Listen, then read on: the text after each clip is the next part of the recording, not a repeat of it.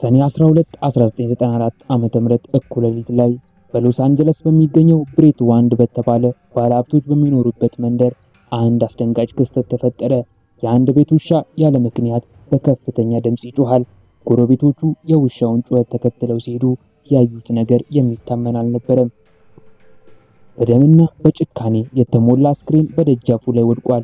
ይህ አስክሬን የኦጄ ሲምፕሰን የቀድሞ ሚስት የነበረችው የ35 ዓመቷ ኒኮል ብራውን ነበረች። በአሰቃቂ ሁኔታ በስለት ተወግታለች። ከሷ አጠገብ ደግሞ ሌላ የ25 ዓመት ወጣት አስክሬን ተገኘ። እሱም ሮላንድ ጎልድማን የተባለ የሬስቶራንት አስተናጋጅ እና የኒኮል ጓደኛ ነበር። ሁለቱም እጅግ በሚዘገንን ሁኔታ በተደጋጋሚ በስለት ተወግተው ሕይወታቸው አልፏል። ፖሊስ ወዲያውኑ ምርመራውን ጀመረ። በቦታው ላይ የተገኙት ፍንጮች በሙሉ ወደ አንድ ሰው ብቻ የሚያመለክቱ ነበሩ፣ ወደ ቀድሞ ባለቤቷ ወደ ኦጄ ሲምፕሰን።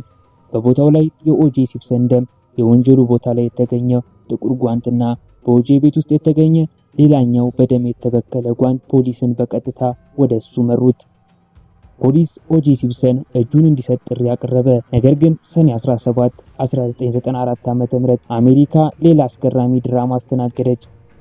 ኦጄ እጁን ከመስጠት ይልቅ በነጭ የፎርድ ብሮግ መኪና ውስጥ ሆኖ መሸሽ ጀመረ። ከጀርባው በደርዘን የሚቆጠሩ የፖሊስ መኪናዎች ይከተሉታል። ይህን ክስተት አስቡት።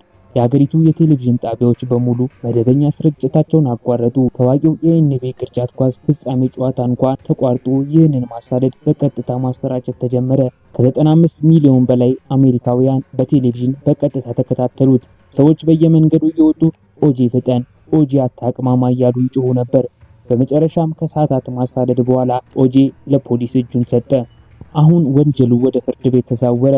ይህ ክስ በአሜሪካ ታሪክ የክፍለ ዘመን የፍርድ ቤት ሂደት ዘ ትሪያል ኦፍ ሴንቸሪ ተብሎ ተሰየመ። በጃንዋሪ 1995 ዓ.ም ፍርዱ በይፋ ተጀመረ። ኦጄ ሲምፕሰን በቢሊዮን የሚቆጠሩ ዶላር በማውጣት በአገሪቱ ውስጥ ያሉ ምርጥና ዝነኛ ጠበቆችን ሰበሰበ።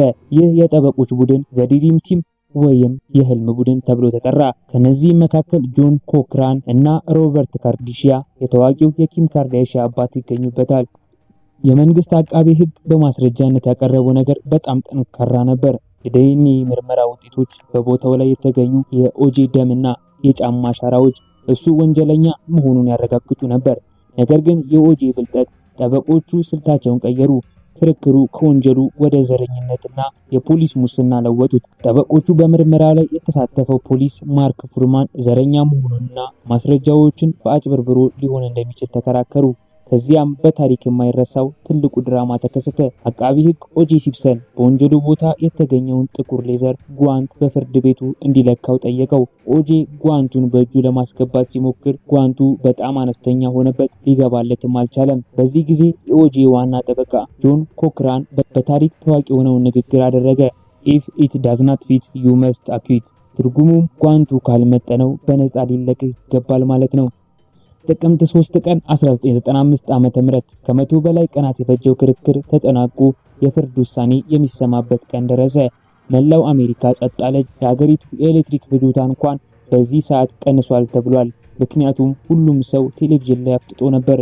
ዳኞች ውሳኔያቸውን አነበቡ። ኦጄ ሲምፕሰን ከቀረበበት የነፍስ ማጥፋት ወንጀል ነፃ ነው።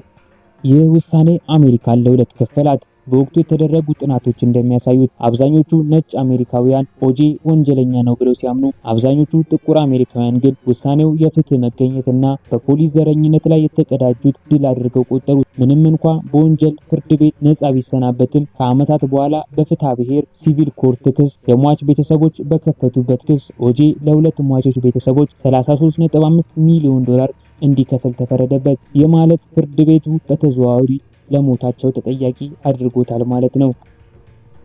እንግዲህ ተመልካቾች የኦጄ ሲምፕሰን ታሪክ የፍትህ፣ የዝና፣ የገንዘብና የዘረኝነት ድብልቅ የሆነ የዘመናችን ትልቁ ሚስጥር ነው።